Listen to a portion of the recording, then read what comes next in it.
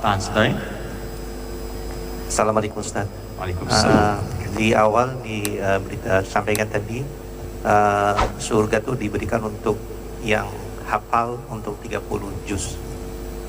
Lalu bagaimana bila saya itu hafal juz 30 di 3 ayat, di 3 surah terakhir, Qul huwallahu ahad, Qul a'udzu birabbil falaq, dan Qul a'udzu birabbin nas.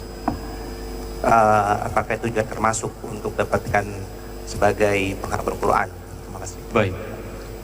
Tadi kemudian kami detilkan keterangan dari Nabi sallallahu alaihi wasallam tentang ahli Quran. Dan kemudian disampaikan oleh para ulama penjelasan Nabi dimaksud. Ingat, ulama ini adalah pewaris Nabi, jadi yang paham tentang kalimat Nabi para ulama. Apa dalilnya? Ibnu Majah nomor hadis 233 tadi, di akhir hadisnya dikatakan wa innal ulama'a warathatul anbiya wa innal anbiya'a lam yurithu dinaran wala dirhaman walakinnahum warathul ilmi. Ya, warathul ilmi, warathul ilma fahadduhu bihadhin wafir. Sungguh para ulama itu pewaris para nabi, dan para nabi tidak mewariskan dinar dan dirham tapi ilmu pengetahuan. Maka jika ada ulama menyampaikan pengetahuan, maka ambil dengan erat sekali. Nah, kata para ulama melihat keterangan Nabi sallallahu alaihi wasallam, ahli Quran itu dibagi 3 bagian yang tadi saya sampaikan. Pertama ahli qiraat, yang kedua ahli tilawah, yang ketiga ahli hifz. Qiraat dia mungkin hanya hafal 1-2 surah. Seperti di zaman sahabat nanti ada yang hafal Al-Baqarah saja. Ada yang hafal surah lain saja. Sampai Abdullah bin Amr bin As berkomentar, banyak orang saya temukan di zaman-zaman Nabi itu hafalnya cuma 1 surah tapi amalnya melebihi surah itu. Cepat dia beramal. Ya, saya khawatir yang sekarang dan yang nanti ada hafal 30 juz tapi tidak mengamalkannya. Berat dia mengamalkannya. Berat dalam mengamalkannya. Yang kedua ada ahli tilawah. Dia sedang menggali makna Quran. Belajar di Al-Fatihah. Dia baca tafsirnya, dia kumpulkan. Di tafsir Syekh Syarawi, di tafsir misalnya Tuha Ibn Ashur, di tafsir Al-Maraghi, di tafsir Ibn Kathir, di tafsir Ruhul Ma'ani Al-Alusi. Diajarkan oleh dia. Setiap 1 ayat lihat semua tafsirnya. Sampai dia wafat belum sempat 30 juz. Ada yang seperti itu. Itu pun ahli Quran.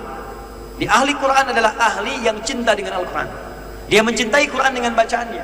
Dia cinta Quran dengan tilawahnya walaupun dia tidak hafal 30 juz. Ada yang cinta Quran lalu menghafalkannya.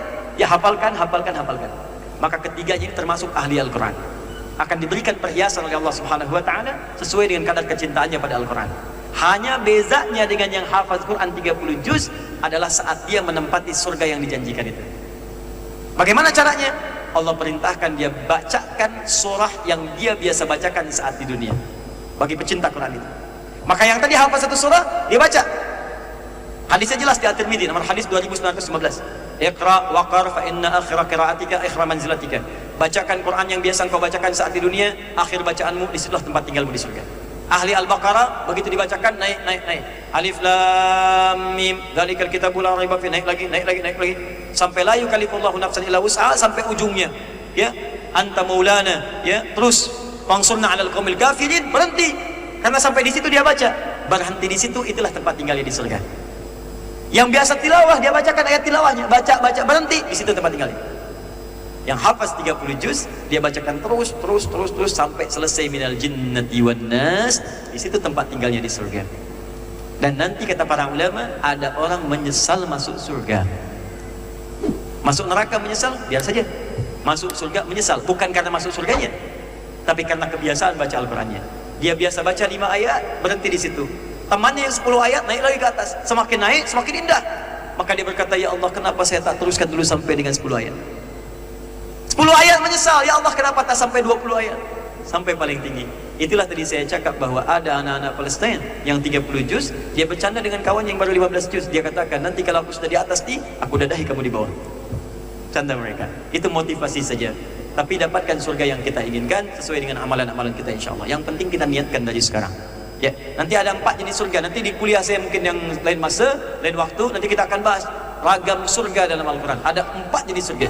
Surga tertingginya bukan sekedar penghafaz Quran, tapi dia tinggal bersama Rasulullah SAW. Ada 4 jenis. Di surga bersama Nabi, di taman surga, surga seluas langit dan bumi, dan surga yang biasa saja. Biasa pun jangan dikira biasa kelas ekonomi seperti ada di dunia, tidak. Ada keistimewanya. Hebat. Jelas ya? Allah Ta'ala alam.